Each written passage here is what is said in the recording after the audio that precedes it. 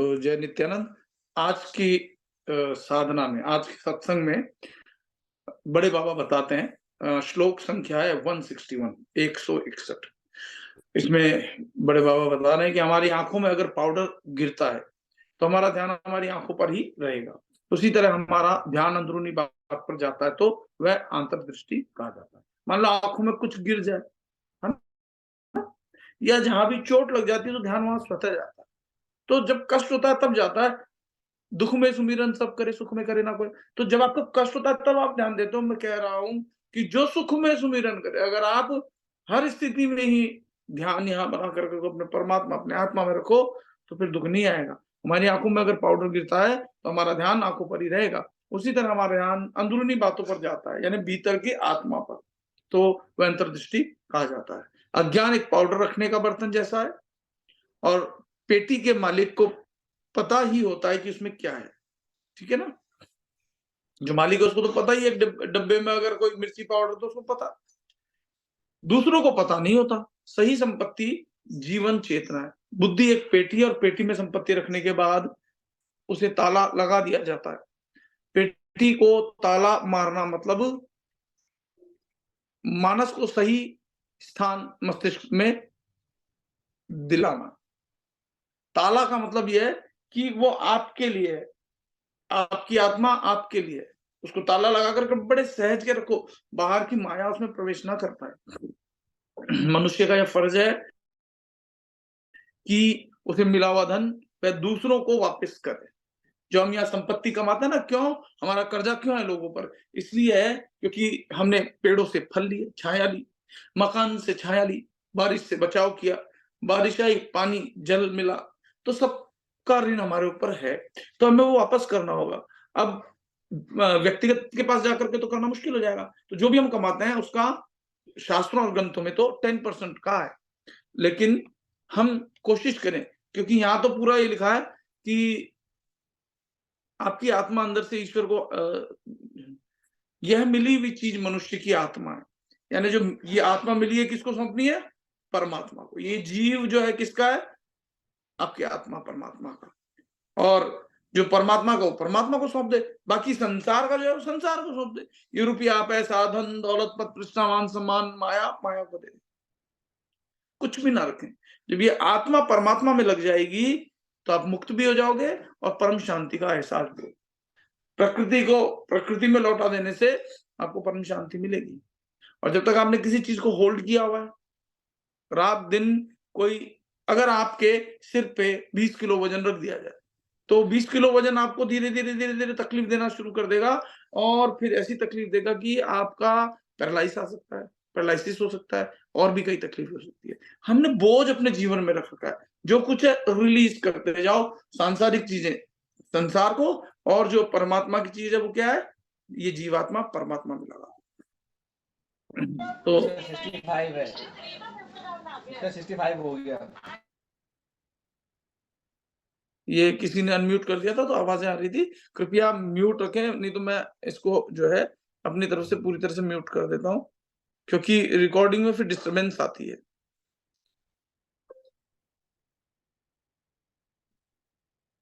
चलिए, तो फिर आगे जो है कहते हैं कि ये मिली हुई चीज जो है मनुष्य की आत्मा है। आपकी आत्मा आपके अंदर बसे ईश्वर को वापस करे। ठीक है ना? अंदरूनी तौर पर आप खुद के रहस्यों को समझे। ब्रह्मांड आपके अंदर है और आप ब्रह्मांड में हो। ये जो बाहर दिख रहा है वास्तव में तो ब्रह्मांड नहीं दिख रहा, लेकिन ब्रह्मांड में जो पदार्थ हैं, तारे सितारे सूर्य चंद्रमा, ये दिख रहे हैं। जो ग्रॉस है, जो पार्थिव है, जो पृथ्वी तत्व के समान है, वो दिख रहे हैं, है ना? लेकिन जिसने इन सबको होल्ड कर रखा है वो उस पर कभी ध्यान जाता ही नहीं। वो जो शून्य चिदाकाश है, तो बाहर भी इस ब्रह्मांड, आपके बाहर भी ब्रह्मांड और भीतर भी ब्रह्मांड है चिदाकाश में। ठीक है? तो कह रहे हैं अंदरूनी तौर पर आप खुद के रहस्य को समझे। ब्रह्मांड आपके अंदर है और आप ब्रह्मांड में हो। अंदर जो है वह सब में रहता एक ईश्वर है। वह जो कि यहीं पर है वह एक है, और वही अन्यत्र भी है। जो वो एक है ना, जैसे आत्मा एक ही है, मुझ में भी है, आप में भी है। वो जो आत्मा है वो सब में एक ही है। अलग अलग क्यों प्रतीत हो रही है? क्योंकि शरीर अनेक है ना। सूर्य दिखता एक, अब एक ब्रह्मांड से समझे मिल्की वे से, तो सूर्य एक है और सितारे अनेक है ना। इसी प्रकार से जो आत्मा है वो एक ही है। भीतर जो मेरे भीतर जो आत्मा है वही आपके भीतर है, डॉगी के भीतर है, वही पेड़ के भीतर है, सबके भीतर आत्मा वही है। जो भिन्नताएं दिख रही हैं वो घट है, वो अनेक है। और वो जो अलग अलग है ना, उन सबके भीतर भी वो जो है वो एक ही है। स्पष्टीकरण में बाबा बड़े बाबा बताते हैं कि अगर कोई पाउडर हमारी आंख में गिरता है तो हमारा ध्यान उसी पर रहता है, उससे अंदर की ओर केंद्रित किया जाए उसे अंतर्दर्शन कहते हैं। अज्ञान व पाउडर की पेटी की तरह है, जिसके पास वह है उसे पता होता है कि पेटी में क्या है, लेकिन दूसरों को मालूम नहीं होता। हमारे अंदर कौन है हमें ही पता होता है, दूसरों को पता नहीं होता। सही संपत्ति मनुष्य में रहने वाली जीवन चेतना है। ठीक है, बुद्धि व बंद पेटी है। इस पेटी के अंदर संपत्ति रखी जाए तभी बंद की जाती है। अगर कुछ हो ही नहीं तो बंद मत करो, चाहे कोई ले भी क्या जाएगा। तो संपत्ति जो है आपके भीतर वो क्या है? ये जीवन शक्ति। फिर कह रहे हैं हमें मन का सही स्थान मस्तिष्क में क्या है वह जानना चाहिए और मन को नियंत्रित करना चाहिए। सही स्थान क्या है? यहाँ, ये यहां से आप यहां तक अपने आप पहुंच जाओगे। मनुष्य को मानव बनने के लिए अन्य से मिला हुआ वापस करना है, वह उसका फर्ज समझे। यह चीज मनुष्य को मिली वो आत्मा है। हमें ईश्वर से मिली आत्मा जिससे मिला है उसे वापस करना है। यह तभी संभव है अगर हम आत्म साक्षात्कार करें। तो देखो, जो जिसका आप चाहो या ना चाहो, जो जिसका अंश है वो उस और दौड़ता है। मैं फोन, कागज, लकड़ी, दवाई, कुछ भी ये जो छोड़ूंगा ये नीचे गिरेगा, क्योंकि ये किसका अंश है? पृथ्वी का। पृथ्वी से उत्पन्न हुआ है कागज, पत्थर, है ना। तो ये पृथ्वी पे ही गिरेगा। अब मैं पानी को अगर छोड़ू तो पानी किसका अंश है? समुद्र का। तो वो कहाँ जाएगा? समुद्र में। जब तक नहीं मिल जाए बेचैनी रहेगी, जल समुद्र की ओर दौड़ेगा। पहाड़ों से गिरता पड़ता हुआ सीधे बारिश भी कहाँ आती है? नीचे उतर के समुद्र में जाती है। ठीक इसी प्रकार से अग्नि किसका अंश है? अग्नि है अंश सूर्य का। तो वो ऊपर उठने की कोशिश करती है, ठीक है ना। वो ऊपर उठने की कोशिश करती है। और वायु किसका अंश है? वायु अंश है फैलाव का, फैलना। जैसे गुब्बारे को फैला देती है। हम सांस लेते हैं, फूलता है, विस्तार वायु। और आकाश जो है वो सर्वत्र है, हर जगह है। इसलिए चार तत्व बाबा ने इसलिए कहे थे कि जो चार तत्व है ये बदलते रहते हैं। हाइड्रोजन से हीलियम बन सकती है, वो भी गैस है। दो हाइड्रोजन मिले, हीलियम बन गया, ठीक है ना। तो गैसेस कन्वर्ट हो सकती है लिक्विड में, लिक्विड कन्वर्ट हो सकता है सॉलिड में, लेकिन जो आकाश तत्व है वो नहीं बदलता। ठीक है ना, समझ में आ रही है ना बात। आकाश तत्व परिवर्तित नहीं होता, क्योंकि आकाश में बादल आ जाए तो आकाश भले ही दिख नहीं रहा उतने हिस्से में जिसमें बादल है, लेकिन आकाश तो है। बादल चला गया तो भी आकाश है, बादल है तो भी आकाश है, सूर्य है तो भी आकाश है, और सूर्य नहीं है तो भी आकाश है। सब कुछ है तो आकाश है। इसलिए उसको पांचवें, जनरली हम जानते हैं पांच तत्व होते हैं, लेकिन बाबा ने कहा चार तत्व होते हैं, क्योंकि जो पांचवा तत्व है वो अखंड है, वो कभी खंडित नहीं होता। और बाकी जो चार तत्व है वो खंडित हो जाते हैं। तो हमें किसकी ओर ध्यान देना चाहिए? उस आकाश जो आपके भीतर है, उस आकाश को क्या कहा है? चिदाकाश। उसको कहा है ब्रह्मांड चिदाकाश। क्लियर हो रहा है सभी को? तो हमें ईश्वर से मिली आत्मा को वापस ईश्वर को लौटानी है। यह तभी संभव होगा अगर हम आत्म साक्षात करें। जब हम आत्म साक्षात करेंगे तो हम ईश्वर को लौटा चुके हैं। जो ईश्वर का अंश है वो ईश्वर को दे दिया है, तो हम ईश्वर ही हो जाते हैं। जैसे नदी समुद्र में मिलकर समुद्र हो जाती है, फिर वो अलग से नदी थोड़ी ना कहलाती। ठीक इसी प्रकार से श्लोक 162 में बड़े बाबा बताते हैं कि तभी हम जहां से आए हैं वहां वापस जा सकते हैं। हमें हमारे अस्तित्व का रहस्य समझना चाहिए। ऐसा होगा तभी ब्रह्मांड हमारे अंदर रहेगा और हम ब्रह्मांड में रहेंगे। हमारे और ब्रह्मांड के बीच का फर्क खत्म हो जाएगा और ब्रह्मांड को नियंत्रित करती शक्ति को समझ सकेंगे। और शरीर को नियंत्रित करने वाली शक्ति भी वही है ना। जो आत्मा की शक्ति है उससे शरीर चल रहा है। अगर आत्मा की शक्ति से आपने बुद्धि और विवेक को जागृत करा तो आप मन को नियंत्रित कर सकते हो। मन को नियंत्रित करा तो वो जो मन से जो शक्ति संसार की ओर जा रही थी ना, संसार सिमटना शुरू हो जाएगा। इसी को कहते हैं संघार चक्र। संघार चक्र के बाद जब आप जाकर के वापस बिंदु में एक हो जाते हो, शब्द में समा जाते हो, वही आपकी मूल स्थिति है।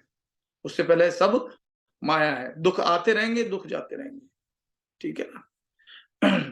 फिर कह रहे हैं अंदर रहने वाला मानवी जिसके लिए आत्मा सभी में एक समान होती है, फर्क सिर्फ बाहरी स्वरूपों में है। ये मैं पहले भी बता चुका हूं कि मेरे अंदर भी आत्मा है, वही आत्मा आपके अंदर भी है, वही डॉगी के अंदर भी है, वही पेड़ के अंदर भी है, वही चींटी के अंदर भी है, वही हाथी के भीतर भी है। वो अलग अलग दिख रहे हैं, ठीक है ना, लेकिन जो अलग अलग हैं उनके भीतर वो जो है वो वही है। इस बात को आप समझ लो, तभी आपको पता चल जाएगा जब आत्म साक्षात्कार होगा। वह जहां पर है वह और यहां पर है, वो यहां भी है, वो हर जगह है। वो यहां बैठ करके जयपुर में सत्संग इस शरीर के माध्यम से कर रहा है, तो वो वहां आपके भीतर बैठ करके इस सत्संग को सुन रहा है। समझ रहे हो मेरी बात को? सुन वही रहा है, वो निकल गया तो सुनोगे कैसे? और वही सत्संग कर रहा है, वही सुन रहा है, वही हंस रहा है, वही बोल रहा है, वही दुखी होता है। पर फिर समझना, दुखी होना, सुखी होना, कष्ट में आना, है ना, क्षणिक सुख भोगना, ये नीचे की स्थिति है। ये अपने निज स्वरूप को भूलने के कारण, माया से संबंध करने के कारण हो रहा है। लेकिन जैसे ही आप माया से परे हो जाओगे, अपने मूल स्वरूप में चले जाओगे, तो वहां सिर्फ रह जाएगा सत्य चित्त आनंद। उस परमानंद को प्राप्त करने के लिए हर रोज हम यह साधना करते हैं। और साधना करने से पहले सत्संग इसलिए करते हैं ताकि आपकी साधना में परिपक्वता आवे। आगे बढ़ते हैं। ईश्वर सर्वत्र फैले हुए हैं, उच्चतम प्रकाश, इसलिए जो वायु है ना वो ईश्वर से ज्यादा कनेक्टेड है। आकाश तत्व से नजदीक है वायु तत्व, और आकाश तत्व से और आप ऊपर उठोगे तो आत्म तत्व आकाश तत्व से बिल्कुल निकट है। और आकाश तत्व आत्म तत्व से भी जो और निकट है वो है परमात्मा। मैं तत्व शब्द जोड़ रहा हूं, पर वो तत्वों से भी परे है, पर समझाने के लिए कुछ बोलना हो, ठीक है ना। और मन के निकट कौन सा? मन यानी मन के निकट क्या है? ज्ञान। लेकिन वो ज्ञान, अगर ज्ञान डुअलिटी में आ जाए तो ज्ञान है तो अज्ञान में भी अज्ञान भी है, ठीक है ना। तो आगे कह रहे हैं कि अंदर रहने वाला मानवीय जीवन सभी के लिए आत्मा सभी में एक समान होती है, फर्क से बाहरी स्वरूपों में होता है। वह जहां पर होता है, वह जहां पर है, वह यहां पर है, वह दोनों एक समान है। ईश्वर सर्वत्र फैले हैं, उच्चतम प्रकाश, वह ब्रह्मांड ज्योति है, जो उच्चतम हाईएस्ट लाइट ना, जिसको गीता में कहा है कि ज्योति शामपि तत् ज्योतिष, ज्योतियों का जो ज्योति है। तमस परम उच्चते, तमस मतलब अंधकार से, परम उच्चते बिल्कुल दूर है, अंधकार से सर्वदा परे। हे मन, इस द्वैत भाव को नष्ट करो। देखो वही बात आ गई, द्वैत भाव। जब तक आप द्वैत में फंसे हो तब तक ही दुख है।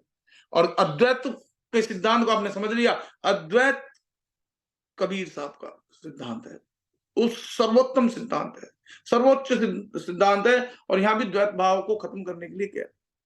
देखो, तीन तरह की भक्ति होती है। एक होती है द्वैत, एक होती है द्वैताद्वैत, एक होती है अद्वैत। सर्वश्रेष्ठ है अद्वैत। मैं और मेरा परमात्मा एक हो जाए, वो सर्वश्रेष्ठ है। मैं और मेरे परमात्मा अभी अलग अलग हैं, मैं भी हूं, परमात्मा भी है, वो द्वैताद्वैत होती है।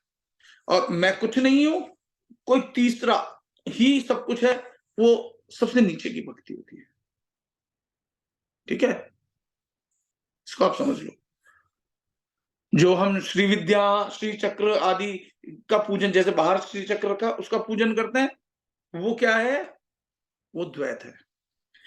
मैं ही श्री चक्र और मैं पूजने वाला, अभी श्री चक्र ये शरीर और मैं अंदर पूजने वाला, तो द्वैताद्वैत। और अद्वैत,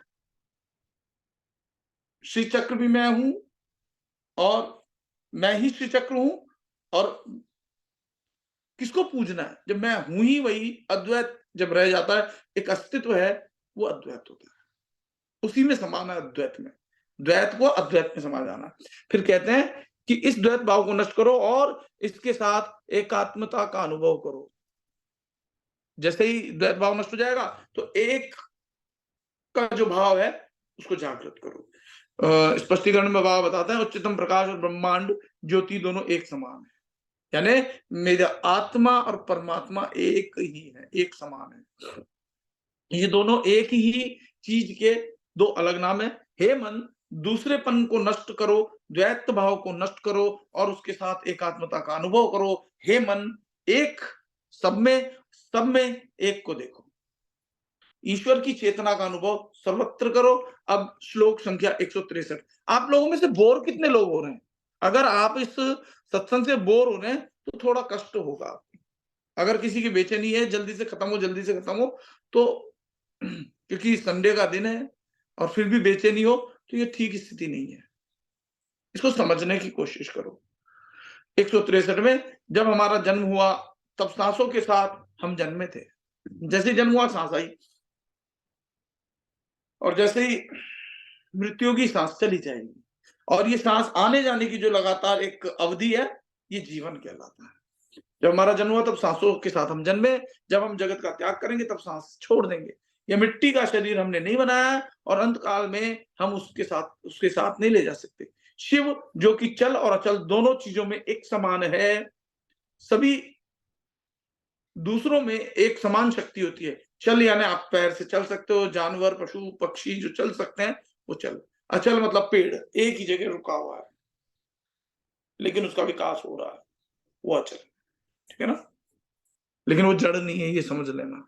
कुछ लोगों को थोड़ा भेद समझ में नहीं आता, जड़ और चेतन में फर्क है, ठीक है। अब वो जो जड़ है, जड़ में भी जो एक शक्ति जा रही है आ रही है जिससे पहाड़ गिर रहा है ना। लेकिन पहाड़ जड़ है, पहाड़ गिर रहा है, नदी बह रही है। वो जो एक शक्ति है बहने में, भाप से पानी ऊपर उठ रहा है, वो शक्ति, वो परमात्मा जो बाहर भी है उसके कारण हो रहा है।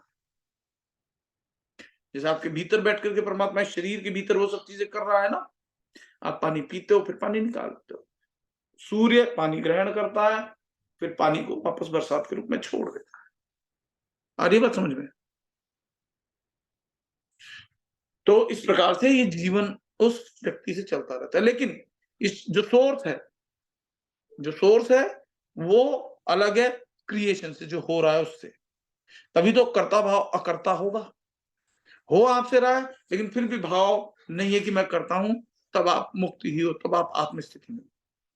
और जब आप से जो हो रहा है उसको आप मान बैठते हो कि मैं ही करता हूं, वहां आप बंधन में आ जाते हो। फिर कहते हैं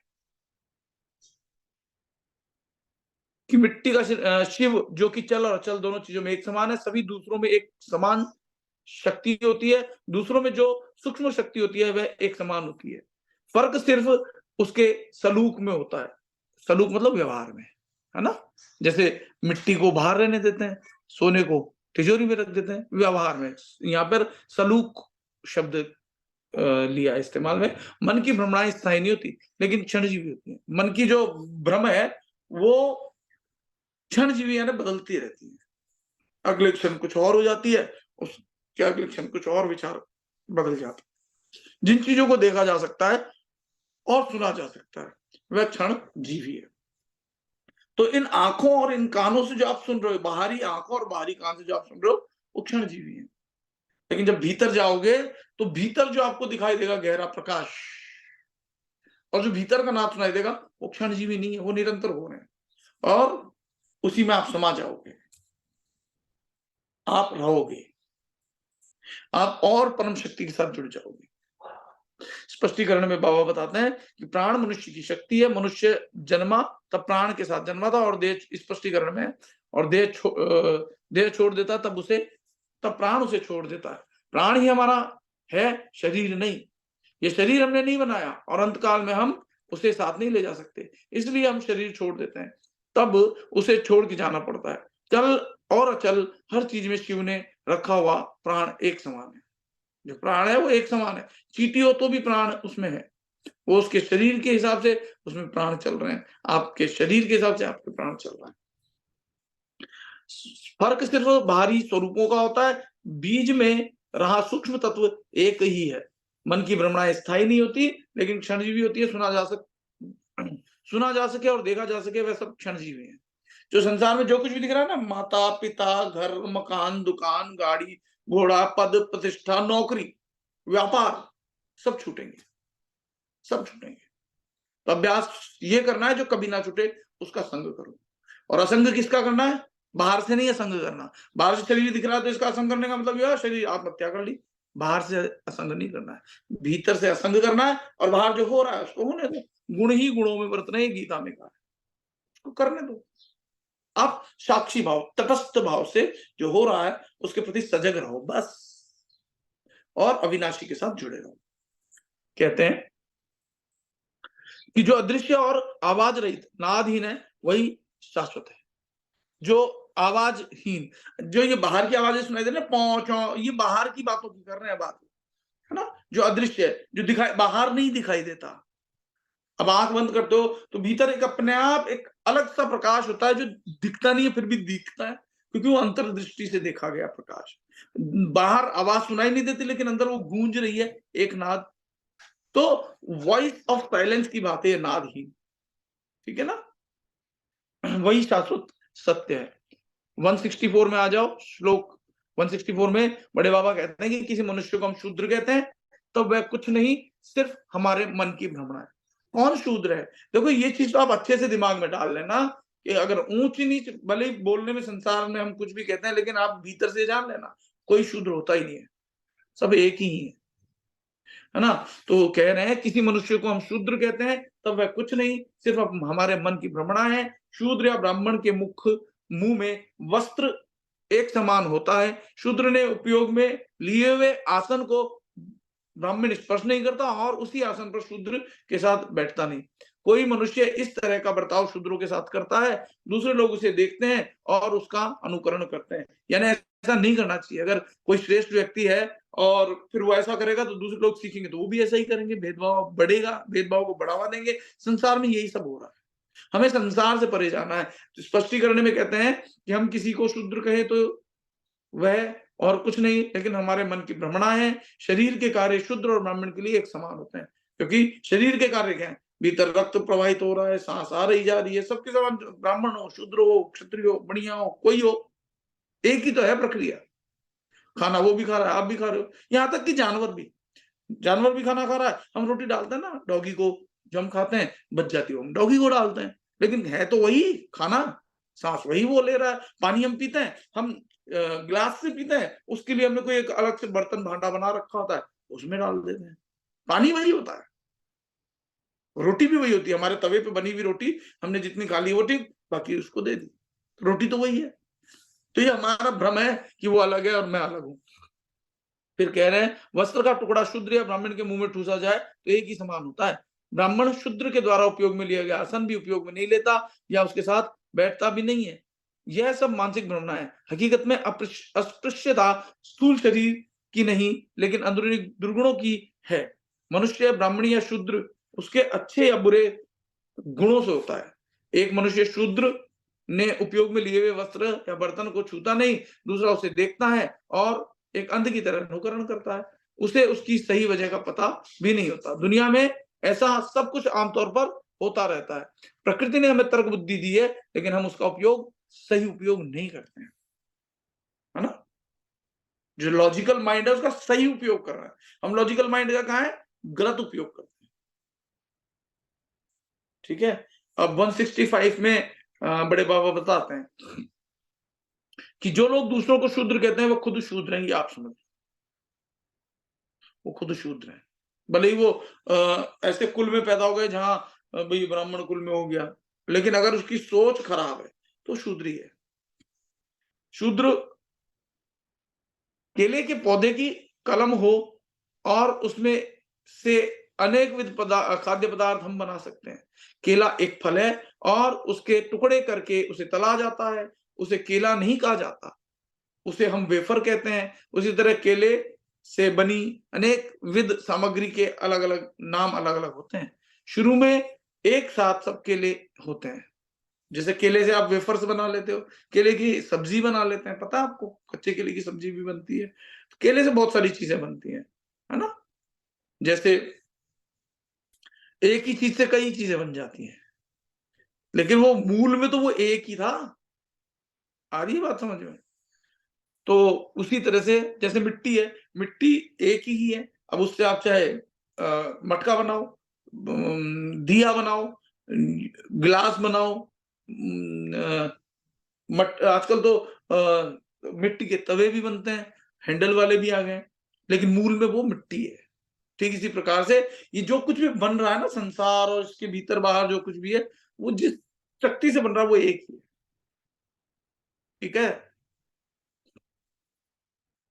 शुरू में सब एक साथ केले होते हैं, लेकिन खाद्य सामग्री बहुत सारी बन सकती है।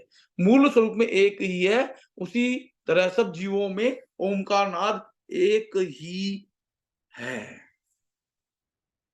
जो भीतर का नाद है ना, जिसको नाद रहित भी कह रहे हैं बाबा, नाद रहित इसलिए कह रहे हैं क्योंकि वो नाद वॉइस ऑफ साइलेंस है। नाद होते हुए भी वो परम शांति की स्थिति अनुभव होती है। स्पष्टीकरण में बाबा कहते हैं शूद्र वे लोग हैं जो दूसरों को शूद्र कहते हैं। मनुष्य ईश्वर से पैदा हुआ है और अंतोगत्वा ईश्वर में विलीन हो जाने वाला है। जाति का फर्क क्षणजीवी है। केले की शाखा एक हो तो उसमें अनेक विध खाद्य सामग्री बनेगी। केला एक फल है, लेकिन उसके टुकड़े करके तला जाए तो उसे हम केले के वेफर कहते हैं। उसी तरह केले के अनेक विध व्यंजनों को हम केला नहीं कहते। उसी तरह मूल स्वरूप एक ही है। एक अविभाज्य ईश्वर में से वैविध्यपूर्ण ब्रह्मांड का जन्म होता है। हम देखते हैं कि वह विविधता देखने लायक है। इस सारी सृष्टि में प्रच्छन्न एकता है। एकता में विविधता का साक्षात्कार करना वह मानव जीवन का लक्ष्य है। ओमकार नाद सभी प्राणियों में एक समान है। ओमकार एक, अविभाज्य और शाश्वत है। ओमकार सारे विश्व में व्याप्त है। एक नाद गूंज रहा है लेकिन सुनाई नहीं देता। बड़े मजे की बात है, संसार में सुनाई नहीं दे रहा। गाड़ी की आवाज सुनाई दे रही है, ये सुनाई दे रही है, वो सुनाई दे रहा है, लेकिन वो नाद नहीं सुनाई पड़ रहा। लेकिन जब ध्यान करते रहोगे आप पाओगे अरे उस नाद से सब चल रहा है। मैं भी चल रहा हूँ, सामने वाला व्यक्ति, डॉगी, ये वो, ये पूरा संसार सृष्टि चल रही है, एक नाद गूंज रहा है। इसीलिए बाइबल में कहा है in the beginning there was word, word was with God and God itself was word. है ना? एक नूरते सब कुछ उपजिया, गुरु ग्रंथ साहब में कहीं ऐसा आता है ना? एक ओंकार कर्ता पूरक, एक ओंकार ही है जो कर्ता पुरुष है। लेकिन वो कर्ता पुरुष कभी खुद नहीं कहता कि मैं करता हूं। जब आप अपनी आत्मा को जान जाओगे तो उस पुरुष को ही जान जाओगे। तो साधना इतनी ही या चलो 166 तक करते हैं। 165 तक हमने कर लिया है। अब 166 हम शाम को करेंगे या शाम को कुछ और साधना होगी, कुछ कहा नहीं जा सकता। तो शाम को मिलते हैं। आज विशेष साधना, फ्री साधना होगी, तो सभी लोगों तक ये मैसेज पहुंचा दो। मैं जो शेयर करता हूं आप लोगों को इसलिए करता हूं कि आपको सेवा है ही कि ज्यादा से ज्यादा लोगों को पहुंचाओ।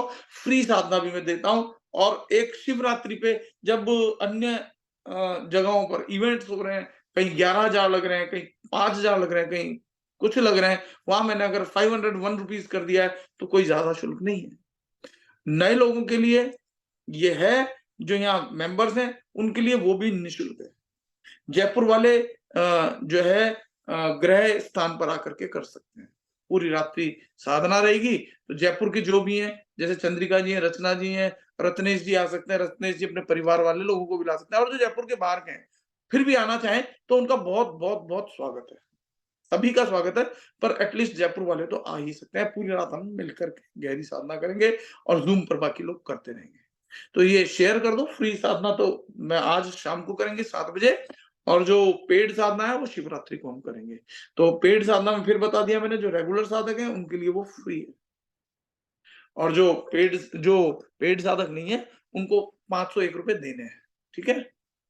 चलिए, तो आज की जो सत्संग है वो यहाँ तक ही। अब हम साधना शुरू करते हैं। तो मैं म्यूट कर देता हूँ। पहले मैं एक बार ये रिकॉर्डिंग स्टॉप कर देता हूँ। ज्यादा जानकारी डिस्क्रिप्शन बॉक्स में है, वहां आप देख सकते हैं।